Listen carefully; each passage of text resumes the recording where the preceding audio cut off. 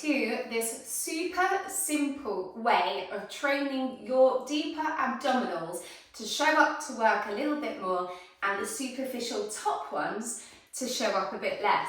Why is this important? Well, if we want to strengthen our tummy muscles in an as effective way as possible so that we don't experience back pain, so that we feel strong in our centre, and so that our abdominal muscles are working more evenly across the tummy, then we want to be prioritising these sorts of exercises.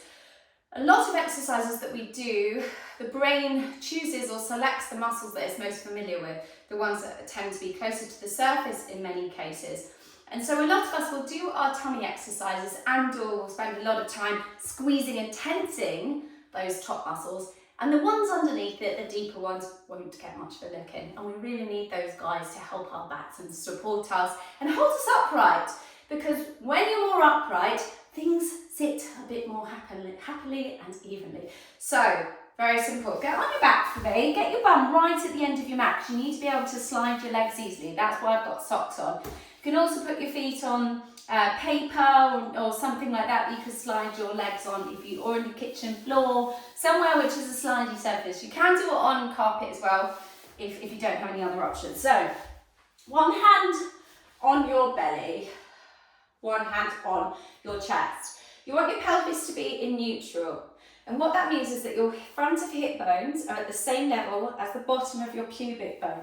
So when you've got a posterior tilt, the pubic bone tilts more towards the belly button and it's higher than the hip bones. And that's where your lower back presses into the floor. In this position, we're already contracting those higher surface muscles because we're taking one end of them towards the other end. So we want to make sure that this is level and you'll have your natural curve of your lower back at the bottom, at least, in fact. So for some of us, higher up before the ribs come. If we're somebody that constantly is in a position where we've got bum tucked under and ribs tight here, then when we take the pelvis to neutral, the ribs can follow. So you feel like you've really accentuated that back curve. And that's something which we can change over time. If we keep going with these exercises, we keep going to classes where it's cued and we think about it in our day-to-day life. But that's a longer journey. But for now, I want you to learn or to feel, experience what it feels like to have less stuff going on at the top and a bit more underneath it. So one hand on chest, one hand on belly. Right, take a breath in. I want you to think about breathing into the, in fact, bring your hands to the sides of your ribs. You're going to breathe in and feel those ribs expanding out to the sides. The chest will rise as well, but you can definitely feel this lateral connection, so breathing sideways. And then as you breathe out, chest, sternum, where ribs attach onto, and belly drop back. Breathing into the sides and breathing out. So easy peasy. Well, maybe not easy peasy, but it's something that you can get on top of and get on board with. The tummy stays soft. So now we're going to mix it up. So you do your big breath in the same way. And now as you breathe out, you start your breath out and then you slide one leg along the floor. Oh, I thought I was going to hit the wall. I'm so glad I didn't. You breathe in. Check your tummy, is it still soft? You want it to be. And then as you breathe out, you feel these two drop and you slide the leg back in. The pelvis doesn't move, so you can do that again. Check. Has your bum tucked under as the leg goes out, or does your bum tuck under as the leg comes in? We want it to keep still. We want it to stay neutral. You want to keep that softness.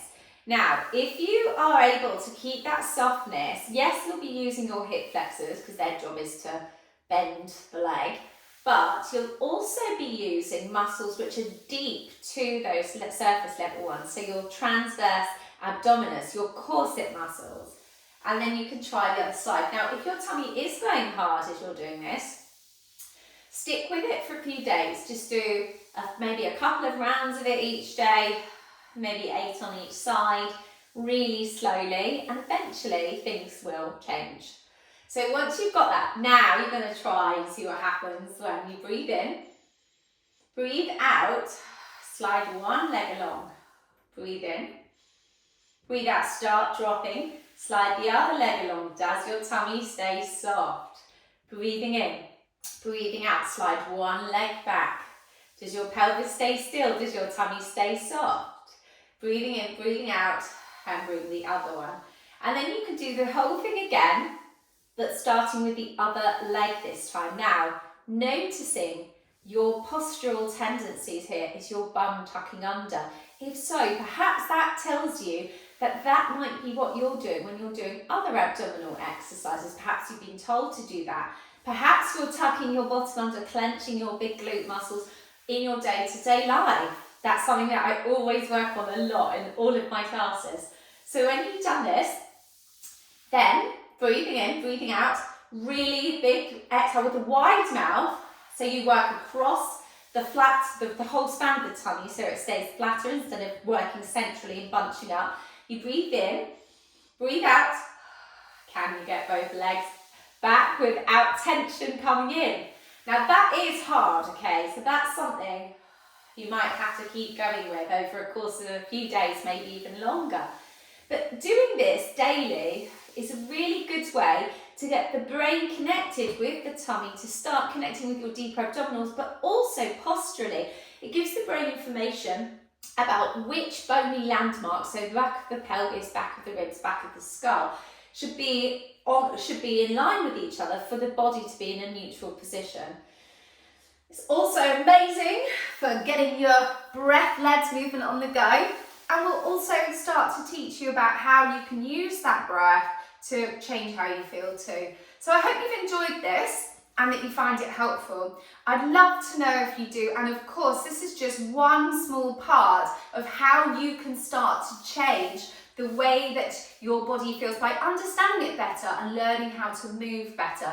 So please do keep in tune, keep joining me for these sessions. I've got the free abdominal workshop coming up on the 4th, 7:30 to 8. Sign up to that. It's in the same newsletter as this. Also, do join me for my online classes and just keep tuned for the stuff that I've got going on with my relaunches. It's going to be good. Thank you so much, and I hope you found this helpful. Bye-bye.